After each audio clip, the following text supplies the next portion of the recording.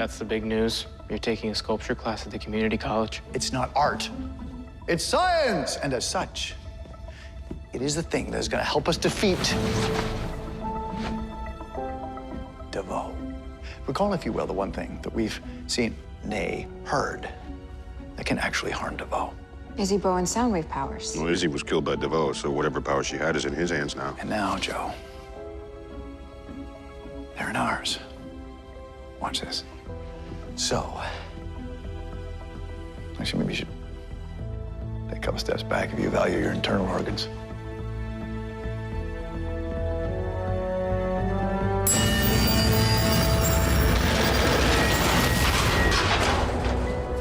I know how that feels.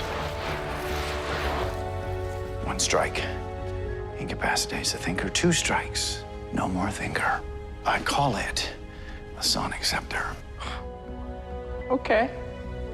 Points for alliteration. Basically just a big tuning fork. My goodness. Well, I mean, it's not just any tuning fork. This might be the most powerful tuning fork in the multiverse. You must have laser shaved this thing down to the nanometer. Shaved it right down to the last angstrom, as a matter of fact. Child's play for me and my thinking cap. The sonic scepter mimics Izzy Bowen's sonic frequency so we can penetrate a heretofore impenetrable force field of DeVoe.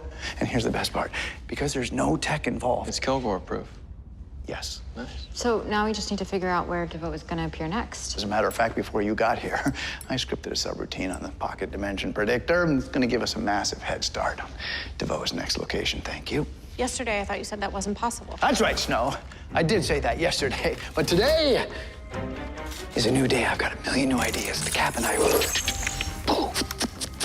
firing on all cylinders. If you ascend your mind to a high enough plane, you can go anywhere. My mind gets really high. Episode 418, Lose Yourself. Barry and team are trying to track down the last remaining bus meta. Around here, we call him the Folded Man. Folded man? Folded Man is a sort of off-the-grid hippie, I'm actually glad I stayed for that. That was trippy. really big into meditation, and he has the ability to go into pocket dimensions to create his own. Ralph, you think we're gonna kill DeVoe? The way that you're saying that makes me think I'm supposed to say no. Ralph is sort of struggling with what to do if they're confronted with DeVoe ultimately. If they can't defeat him, you know, they've been 0 for 11 right now. Ralph, I am not afraid of DeVoe or what he might do to me. I am afraid of what he might do to you. And Iris, and Caitlin, and Cisco, Joe, Harry, Cecile. If they can't stop him, then ultimately are they going to have to kill him? It's sort of the last lesson that Barry can teach Ralph is you don't kill, especially when you have powers. There's always another way. DeVoe has taken out everyone who's gotten in his way. And Team Flash, they will always be in his way. Hey everybody, we got brand new Flash to break down, and we got confirmation on the Harley Quinn movie. It's actually going to be full-blown Birds of Prey from Chuck Dixon era, so I'll try to explain what's going on with everything. Flash stuff first, then I'll talk about Harley Quinn. And there's a new round of that Flash ring giveaway. All you have to do to enter is be a subscriber and leave a comment on the video.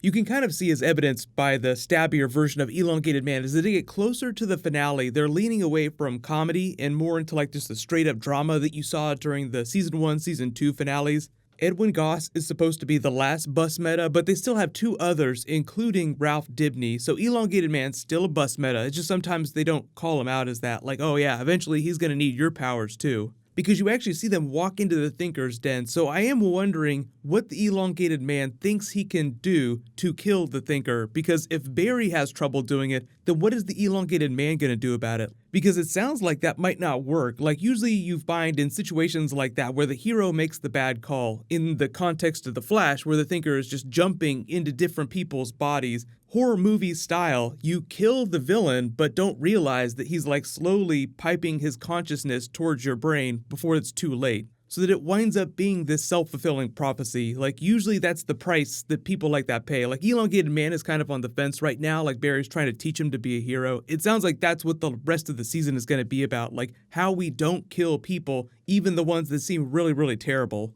So I think largely it's going to be us watching them in execution with some of these characters, because I think we have a pretty good idea of where the season is going to land. It's just a matter of how they pan out all these twists, including Coffee Shop Girl.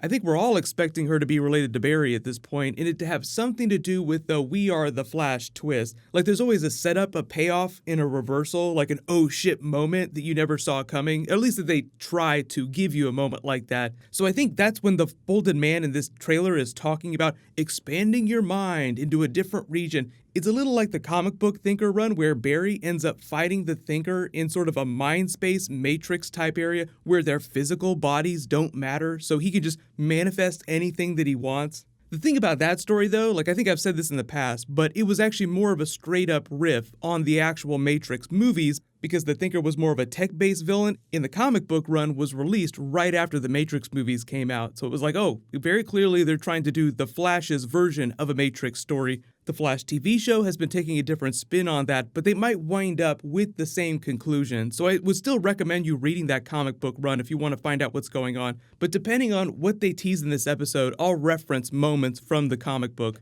But the Harley Quinn movie, you may have seen this morning, like right as I was getting ready to make my Flash video, they announced that they had hired a director. They don't have a release date for the movie yet, but it's basically Chuck Dixon era OG Birds of Prey, which is original Black Canary and Barbara Gordon as the Oracle character. Gail Simone is the one that added the Huntress and turned it into more of a trio, and they just stuck from then on. For the most part, they've been a Gotham-based team. There was like a brief period right before they canceled the title in the late 2000s where they took them to the West Coast. So just imagine Harley Quinn, big Batman character. This is going to be set in Gotham. No idea if it's just going to be those three characters and who the main villain is going to be, and whether or not those three characters will team up against that person. Like the Joker could be the villain of the Harley Quinn movie, and that would totally work because they have that weird relationship.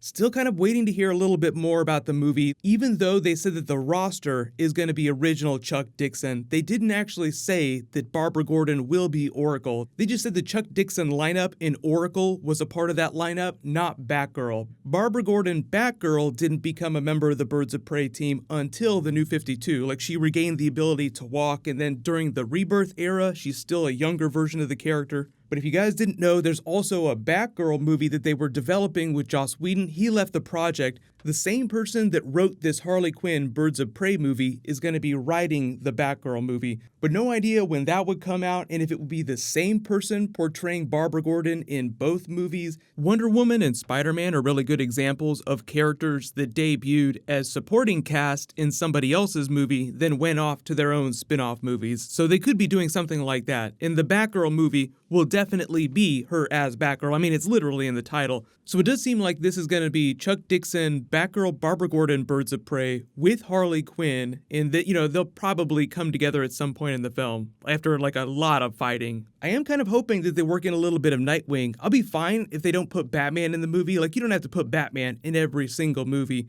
But what'll happen is new Flash episode posting later tonight. I'll announce the Flash Ring giveaway winner when I post that. Probably got some time to post a little bit of Infinity War before that too, just because Avengers is literally dropping in theaters next week, so get hyped, it's going to be awesome. Click here for more new Flash, and click here for more new Infinity War. Thank you so much for watching, everybody stay awesome, I'll see you guys tonight.